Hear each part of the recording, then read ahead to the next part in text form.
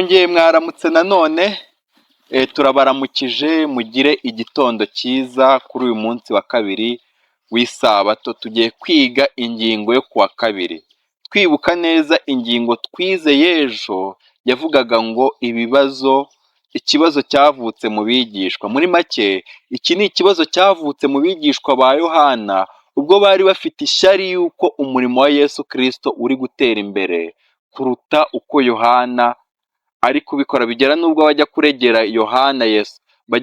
Yohana yuko Yesu ari gukora umurimo nawe akabatiza. Yesu Yohana abasubiza yuko ntacyo umuntu abasha gukora atajyawe n'ijuru. Muri make Yohana yari ashatse kubabwira yuko umurimo Yesu Kristo ari gukora yawuhawe n'ijuru, ni impano yahawe n'ijuru, bamureke akore umurimo.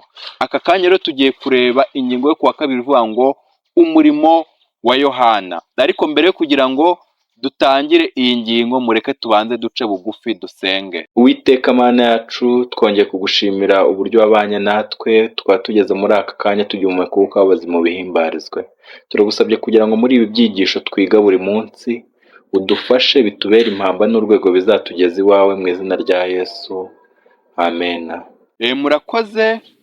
Iyi ngingo rero tugiye kuyitangirana n'ikibazo cyo kuri A kibaza ngo ni gute Yohana yagaragaje ko yari asobanukiwe umurimo we. Yohana ibice 3 umurongo wa 28 n'uwa 29. Hari amagambo avuga ngo namwe murambere abagabo yuko navuze nti si jye Kristo ahubwo natumwe kumubanziriza. Uwo umugeni asanga niwe mukwe, kandi umuranga iyo ahagaze iruhande rw'umukwe, umwumva anezezwa n'ijwi rye. None uwo munezero wanjye mwinshi cyane urasohoye. Amena. Ese mwaba muzi aya magambo igihe Yohana yayavugiye? Aya magambo Yohana yabwiye abigishwa be igihe bari baje kumuregera yuko Yesu uwo yabatije nawe ari kwigisha akabatiza. Sinzi niba muri kubyumva neza.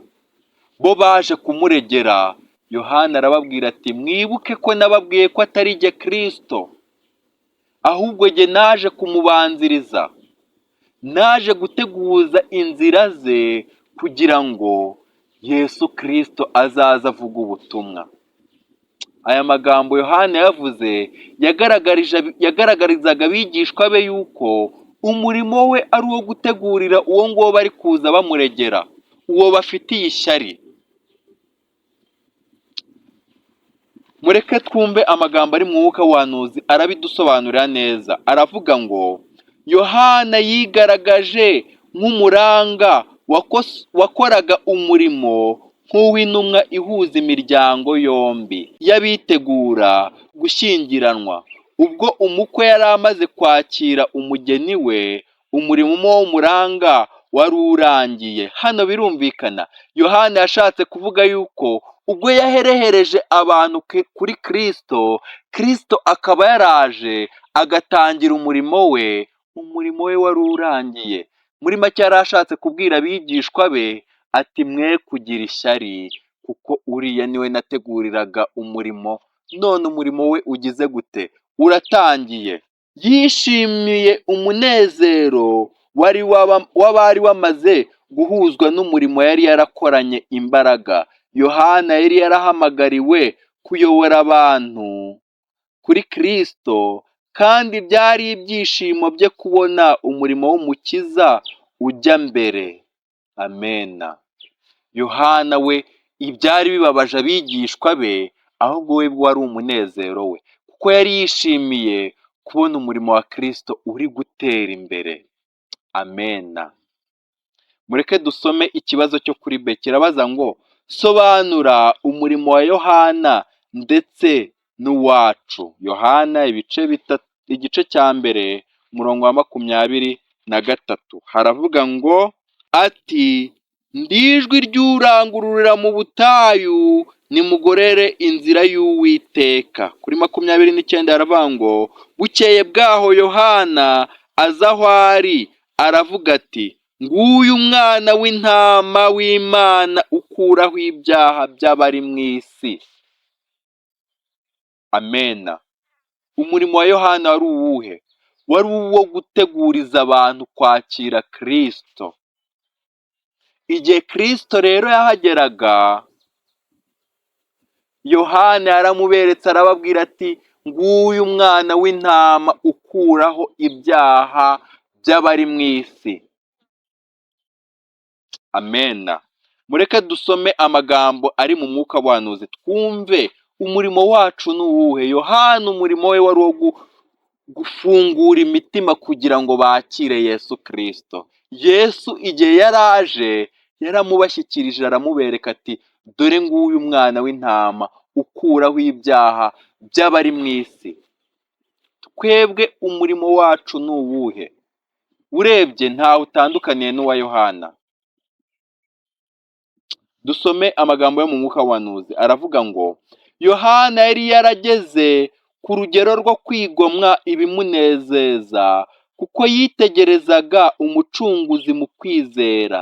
Ntiyigeze atekereza kwireherezaho abantu, ahubwo yaharaniraga kurushaho kuzamura ibitekerezo byabo kugeza ubwo bizashyira kuri ntama w'Imana. We ubwe yari ijwi rirangurura mu butayu. Noneho yari anejejwe no kwemera guceceka no kutagaragara kugira ngo amaso yose ahindukirire umucyo w'ubugingo.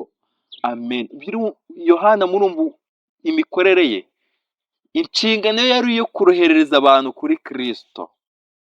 Ese twebwe nta gihe twaba dukora umurimo w'Imana aho kugira ngo turehereze abantu kuri Kristo tukabireherezaho? Iyo yaba ari amakosa, kuko Yohana we yari yarageze ku kigero cyo kwigomwa, abona neza yuko icyubahiro gikwiriye Kristo, ku cyubahiro kitamukwiriye. Igihe rero Yesu yaraje yari anejejwe cyane no kubona abantu bari kumukurikira. Mureke dukomeze hepfo. Abanyakuri ku muhamagaro wabo nk'intumwa z'Imana ntibazishakira icyubahiro ubwabo. Kwikunda kuzamirwa n'urukundo rwa Kristo. Nta kurushanwa kuzangiza umurimo w'agaciro kenshi w'ubutumwa bwiza. Bazasobanukirwa ko ari umurimo wabo kwamamaza inkuru nziza nk'uko Yohana yabigenje bagira bati nguyu umwana w'intama ukuraho ibyaha by'abari mu isi. Tumanuke hepfo gato haravuga ngo ntukishakire ibinezeza n'ibikunogeye, ahubwo ujye ushaka kumenya ibyo Imana ishaka kandi ubikore. Buri wese yibaza ati mbese nta muntu n'umwe nshobora kwerekeza ku mwana w'intama ukuraho ibyaha by'abari mu isi? Umurimo wacu ni uwuhe? Umurimo wacu ni ukwerekeza abantu kuri ntama w'Imana ukuraho ibyaha by'abari mu isi. Umurimo wa Yohana rero, iyi ngingo tumaze kwiga iravuga ngo umurimo wa Yohana. Umurimo wa Yohana ni uwuhe? Umurimo wa Yohana wari uwo kwerekeza abantu kuri Yesu ukuraho ibyaha by'abari mu isi bose. Natwe umurimo wacu ni uwo kwerekeza abantu kuri Kristo ukuraho ibyaha by'abari mu isi. Amena.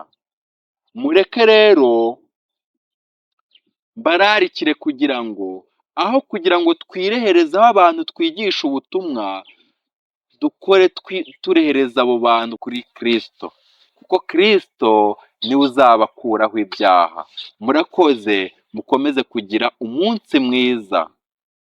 Ndabararikira cyane kugira ngo tuzabane ejo ku ngingo izaba ifite umutwe uvuga ngo impano y'umwuka. Ese iyo ngingo urumva wifuza nawe kuzayikurikirana? Ndagusabye kugira ngo ejo mu gitondo cya kare tuzabe turi kumwe kuri YouTube channel yacu y'Abadivantiste b'umunsi wa karindwi bavugurura. Ndabasaba gukora subscribe, musangize abantu ibi byigisho. Imana igumye kubaha umugisha. Murakoze.